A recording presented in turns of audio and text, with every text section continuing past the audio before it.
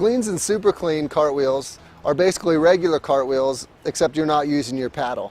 A clean cartwheel would be if you just didn't use your paddle for one end. A super clean cartwheel would be if you didn't use your paddle for two ends. I really like doing them because not only can they be really fun, but also they can be a really good learning exercise and drill to make you work on your balance and your timing and your edging. And it really makes you focus on those things because you don't have a paddle as a crutch to brace on. In order to learn how to do clean and super clean cartwheels in a hole, you've only got a couple things you need to improve upon over doing them in flat water. With clean and super clean cartwheels, since you don't have the force of your paddle, you need to make sure you get your bow and stern put in at the right angle in order for the green water to pull it through. Even though theoretically it should be easier to clean and super clean in a hole than it is in flat water, the dynamics of the water makes it trickier simply because you got to get your angles right. So what angle do you want to look for? So if 12 o'clock is pointed straight upstream and you want to do righty cartwheels, you're going to want to be pointed somewhere between 12 and 1 o'clock with your bow and stern. Anything more than that, when you start getting up to 2 o'clock, the green water pushes your bow or stern into the foam pile, and then the foam pile rejects you, not allowing you to come through. Okay, let's get started. I'm going to recommend the first thing you're going to do clean cartwheels is to clean them on the stern. Cleaning them on the stern is just easier physically, and it's also easier balance-wise. So go ahead and start off with a 2-point cartwheel. Initiate your bow at 12 o'clock really fast, but take your bow initiation stroke out of the water as fast as you can. Allow your stern to hit.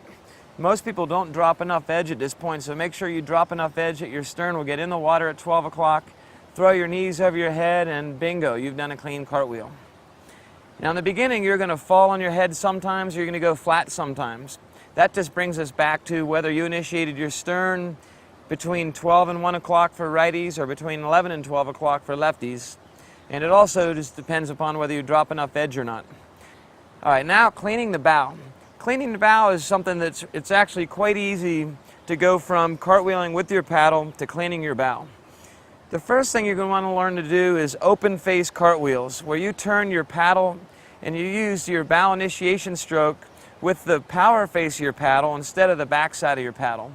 What that allows you to do is to slowly start using less and less force to initiate the bow. And eventually you're going to come around and you're going to think about putting your stroke in the water, but instead you just hold the paddle in the air and you realize, wow, I can initiate without a paddle at all.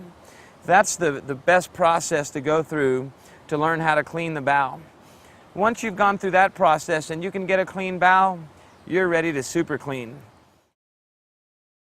Some common mistakes for super clean cartwheels include, number one, too much body English. It's really important that you keep your body over the boat, balanced, and not throwing it forward and back a whole lot. You need to be in position at any given moment to either lift your knees slightly or push down on your feet slightly to get the ends to initiate in the water. If you're throwing your weight forward and back, you're going to get behind the turn and you're going to end up not being able to put weight on your feet in time to get your bow down or be able to lift your knees in time to pull the stern under.